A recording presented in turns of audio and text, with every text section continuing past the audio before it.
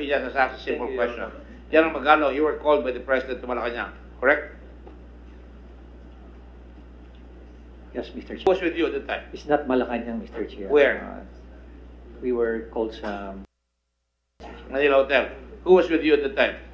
We were with Aaron Aquino and Senator Bongo and the President, Mr. Oh. Chair. And what was discussed there?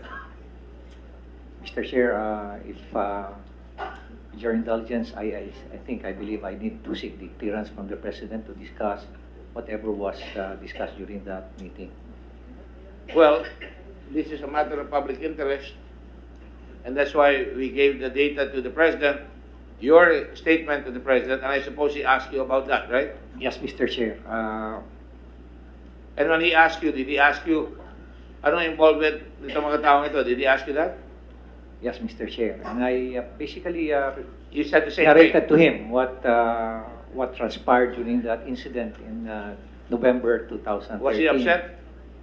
I narrated to him what transpired during that incident, that anti-drug operation in November 2013. And at the same time, nagbanggit din po si Aaron, si Director General Aaron Aquino. At sinabi niya mismo, ganito po yung pagkakasabi niya,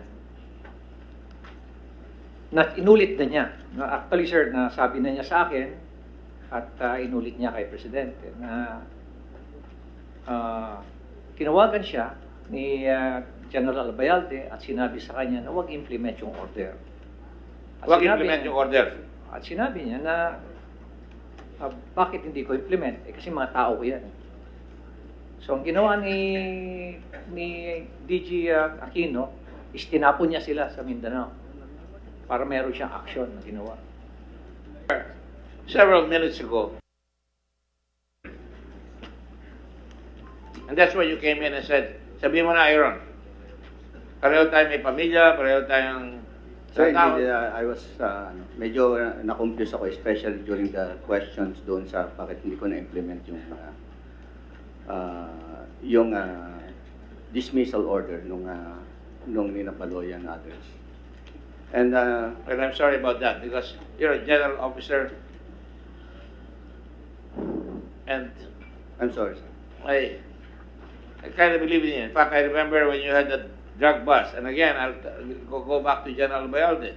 Asherto, who was involved with the 1,200 AK-47s that were sold to the NPA, was also involved in the Cavite and the customs matter on drugs.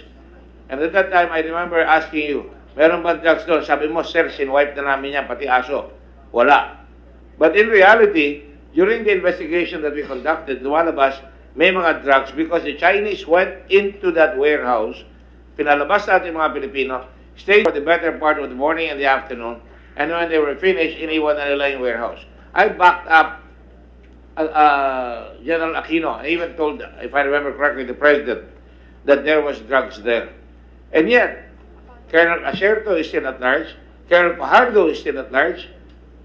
With all the intelligence at our disposal, bakit hindi nahuhuli ang mga yan? We have our PIDEG, sir, to look into these high-value targets also. That is the very reason why we have the PNP Drug Enforcement Group. Most of the time, that is why most of the people, they notice that most of the drug pushers who are being arrested are street pushers. It's because most of the high-value targets are being run after by our drug enforcement group and the PIDEA, of course, Your Honor.